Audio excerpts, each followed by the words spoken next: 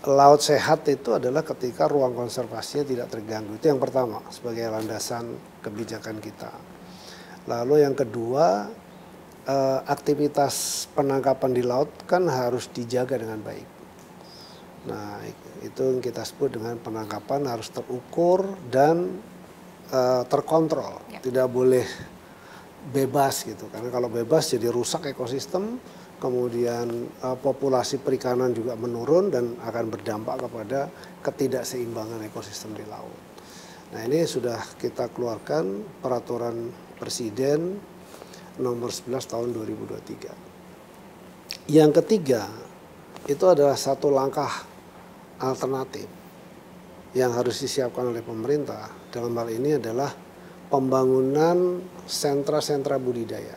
Jadi tidak lagi berbuka. Tadi kalau penangkapan di laut, penangkapan perikanan di laut ini kita harus kurangi, kita harus tekan supaya tidak terlalu masif, maka yang harus kita, artinya ini di angka yang moderat lah ya, di angka yang bisa terkontrol. Tidak kan overfishing. Tidak overfishing. Maka langkah berikutnya alternatifnya adalah budidaya. Nah, budidaya ini seluruh potensi-potensi ekonomi perikanan yang memiliki nilai yang tinggi itu kita kembangkan dalam budidaya. Baik itu di tengah laut, ya, atau istilahnya kita sebut sebagai marine culture gitu, ataupun di pesisir, gitu ya, budidaya pesisir, atau juga sekaligus budidaya di daratan. Nah, ini banyak negara-negara maju di dunia yang sudah arahnya ke sana. Seperti bahkan tuh Iceland saja itu mereka sudah mulai fokus untuk melakukan pengembangan budidaya di situ. Ini adalah masa depan sebetulnya bagi kepentingan umat manusia di sektor, karena pasar protein perikanan ini kan tinggi sekali ya. Demandnya sangat tinggi dan diperkirakan 2050 itu peningkatannya sampai 70%. Apalagi populasi manusia juga meningkat tajam gitu ya. Itu yang ketiga. Jadi hal penting betul, konservasi satu sisi harus dijaga, luasannya harus betul-betul dijaga dan dia harus terproteksi dengan baik.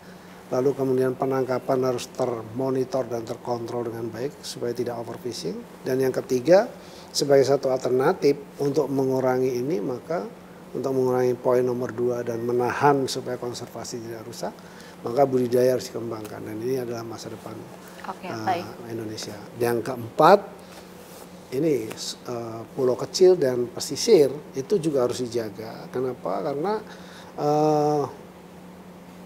kegiatan-kegiatan ekonomi di laut seperti kayak pariwisata, marine tourism dan lain sebagainya, atau bikin hotel ya yang masif di pulau-pulau kecil dan seterusnya, itu ini juga harus dikendalikan dengan baik, karena kalau tidak juga akhirnya kembali lagi kerusakan yang sistematis di kesehatan laut. Dan terakhir, soal yang paling bahaya adalah mikroplastik. Itu bagaimana pembersihan sampah plastik di laut itu harus dicegah. Tidak hanya kita ada program yang namanya pemberdayaan masyarakat nelayan untuk selalu aktif mengontrol penggunaan plastik ya yang dia akan terlarut di laut. Tapi sisi lain juga melalui antar kelembagaan seperti Kementerian Lingkungan Hidup dan lain sebagainya untuk mencegah agar pembuangan sampah plastik ke kali yang akhirnya ke laut ini harus dicegah. Itu roadmap kebijakannya. Nah, tadi kalau pertanyaannya sudah sampai di mana begitu, kita udah turunkan tuh satu-satu.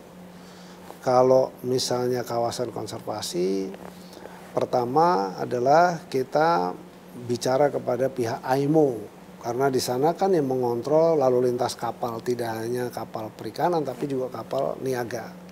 Ya, kita harus nyatakan supaya zona konservasi harus betul-betul protected, mereka tidak boleh dilewati. Itu sudah kita lakukan.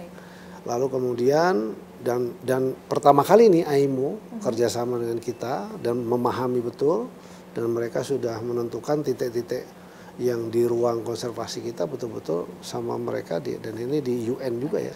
Nah, itu pencapaian juga gitu, karena tetap menjaga ekosistem.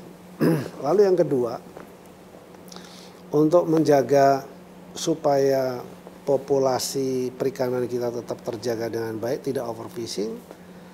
Nah, kita bangun kampung-kampung nelayan, kita buat model, sudah berhasil dengan baik model itu, kita mulai membangun 100 titik di tahun ini.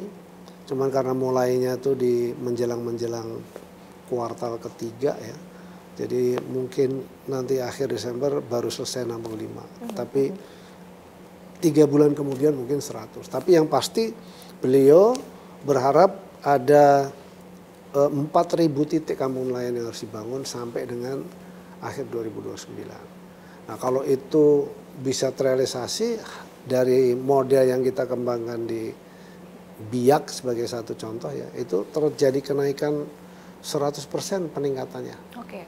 Nah bayangkan kalau dia produktivitasnya naik sampai 100%, itu dari pendapatannya ya, jadi pendapatan 3 juta naik menjadi 6 juta gitu, multipliernya kan gede. Nah ini yang dikejar nanti sebetulnya satu, kesejahteraan masyarakat nelayan yang sudah 80 tahun tidak disentuh selama ini. Nah sekarang kemudian kita naikkan, dan itu akan berdampak juga sebetulnya nanti kontribusinya kepada pertumbuhan. Gitu. Artinya aspeknya begitu banyak begitu. Tadi kita berbicara berkaitan dengan ekonomi biru, tadi ada aspek dari seperti apa konservasi biota laut, kemudian juga seperti apa dari sisi itu bagian dari ekonomi biru. Betul, bagian dari ekonomi biru, seperti apa juga tadi penangkapan ikan terukur, kemudian juga budidaya perikanan dan lain sebagainya begitu. Mungkin kita spesifik Pak Treng ya, kita ulas lebih dalam lagi berkaitan dengan upaya yang dilakukan oleh KKP ya untuk tadi berkaitan dengan masalah pengembangan untuk penangkapan ikan terukur, kemudian juga untuk budidaya perikanan sendiri. Kendala-kendala apa yang dirasakan oleh KKP dan strategi-strategi apa yang saat ini juga dilakukan? Kita kan dihadapkan pada satu kondisi keinginan dunia atau masyarakat dunia yang sudah mulai sadar gitu ya, bahwa keberlanjutan itu menjadi sesuatu yang wajib dan mutlak. Satu contoh nih, baru-baru ini kita dapat surat dari salah satu pasar kita di Amerika soal rajungan. Jadi mereka minta bahwa rajungan yang dijual ke Amerika harus memiliki sertifikasi bahwa penangkapannya dengan alat-alat tangkap yang ramah lingkungan gitu. Artinya kan biasanya pasar kan nggak care gitu loh, terserah lo caranya, yang penting kan saya bisa dapat gitu kan ya. Nah dia nggak gitu sekarang, dia udah mulai ngelihat nih, artinya dia kan udah lihat juga bahwa penangkapannya nih caranya bener apa enggak, karena kalau tidak demandnya itu kan naiknya kan eksponensial. Jadi demand pangan ini ya, ini bagian dari pangan karena proteinnya, nanti saya jelasin soal pangan itu.